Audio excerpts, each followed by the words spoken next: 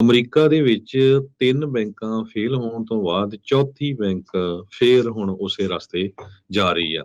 Pacific western bank ਅੱਜ ਇਸ ਦੇ ਜਿਹੜੇ ਸਟਾਕ ਆ ਸਵੇਰੇ 39% ਡਾਊਨ ਚਲੇ ਗਏ ਆ।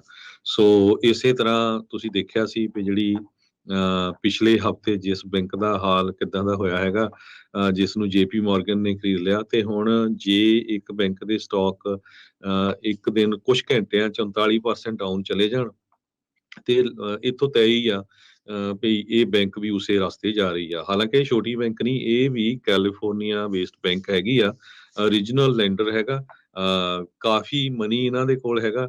ਪਰ ਫਸਟ ਰਿਪਬਲਿਕ ਬੈਂਕ ਜਿਹੜੀ ਤੀਜੀ ਬੈਂਕ ਫੇਲਰ ਹੋਈ ਸੀ, ਸਿਲੀਕਨ ਵੈਲੀ ਬੈਂਕ ਪਹਿਲਾਂ ਹੋਈ ਸੀ, ਸਿਗਨੇਚਰ ਬੈਂਕ ਮਾਰਚ ਵਿੱਚ ਹੋਈ ਸੀ, ਤੇ ਜਿਹੜੀ ਹੁਣ ਤੁਹਾਨੂੰ ਮੈਂ ਦੱਸ ਕੇ ਹਟਿਆ ਵੀ ਜਿਹੜੀ ਫਸਟ ਰਿਪਬਲਿਕ ਬੈਂਕ ਹੋਈ ਆ, ਤੇ ਹੁਣ ਚੌਥੀ ਬੈਂਕ ਪੈਸੀਫਿਕ ਵੈਸਟਰਨ ਬੈਂਕ ਇਹ ਵੀ ਉਸੇ ਰਾਹ ਦੇ ਉੱਤੇ ਜਾ ਰਹੀ ਆ। ਅੱਜ ਜੇ ਸਟਾਕ ਮਾਰਕੀਟ ਵੱਲ ਦੇਖੀਏ, ਕੱਲਾ ਇਹ ਨਹੀਂ, ਇਸ ਤੋਂ ਬਿਨਾਂ ਹੋਰ ਵੀ ਜਿਹੜੀਆਂ ਬੈਂਕ ਇੱਕ ਵੈਸਟਰਨ ਅਲਾਈਅੰਸ ਕਰਕੇ ਉਹਨਾਂ ਦੇ ਸ਼ੇਅਰ ਵੀ 20% ਡ੍ਰੌਪ ਹੋਏ ਆ।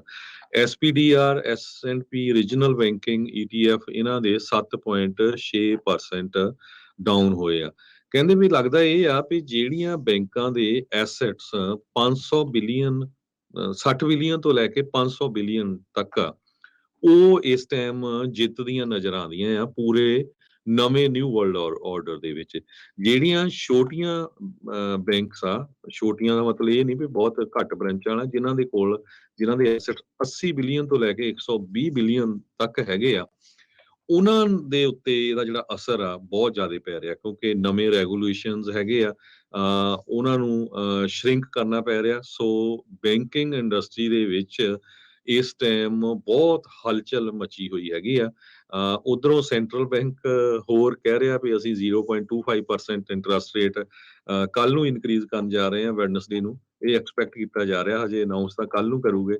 ਸੋ ਇਹ ਸਿਚੁਏਸ਼ਨ ਬੈਂਕਾਂ ਦੀ ਆ ਤੁਹਾਡੇ ਨਾਲ ਜੋ ਆਪਾਂ ਸਾਂਝੀ ਕਰਨੀ ਚਾਹੁੰਦੇ ਹਾਂ। ਜੀ ਬਿਲਕੁਲ।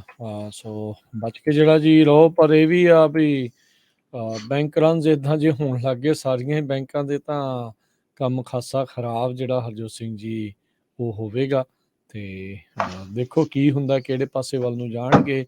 ਬੈਂਕਿੰਗ ਖੇਤਰ ਮਜ਼ਬੂਤ ਆ, ਇਹ ਬਿਆਨ ਤੇ ਆਪਾਂ ਬਹੁਤ ਵਾਰੀ ਜਿਹੜਾ ਉਹ ਸੁਣ ਚੁੱਕੇ ਹਾਂ ਕਿ ਅਸਲ 'ਚ ਇਹ ਮਜ਼ਬੂਤ ਹੈ ਜਾਂ ਨਹੀਂ, ਇਹ ਦੇਖਣਾ ਹੋਊਗਾ। ਪਰ ਵੱਡੇ ਬੈਂਕਾਂ ਦੀ ਜਿੱਦਾਂ ਤੁਸੀਂ ਕਿਹਾ ਵੀ ਉਹ ਪੂਰੀ ਚਾਹੁੰਦੀ ਆ, ਉਹ ਛੋਟੀਆਂ ਬੈਂਕਾਂ ਨੂੰ ਬਹੁਤ ਘੱਟ ਕੀਮਤ ਦੇ ਵਿੱਚ ਉਹਨਾਂ ਨੂੰ ਖਰੀਦਣ ਦਾ ਮੌਕਾ ਮਿਲ ਰਿਹਾ ਆ। 30 ਤੋਂ 40 ਬਿਲੀਅਨ ਡਾਲਰ ਦੀ ਐਸੈਟ ਵਾਲੀ ਫਸਟ ਰਿਪਬਲਿਕ ਉਹ 10 ਬਿਲੀਅਨ ਦੇ ਵਿੱਚ JP Morgan ਚੇਜ਼ ਨੇ ਇਵੈਂਚੁਅਲੀ ਖਰੀਦ ਲਈ ਸੀ। ਪਲੱਸ 50 ਬਿਲੀਅਨ ਦਾ ਉਹਨਾਂ ਨੂੰ ਲੋਨ ਵੀ ਦਿੱਤਾ ਉਹਨਾਂ ਨੇ, ਹੂੰ ਜਿੱਦਾਂ ਜੀ।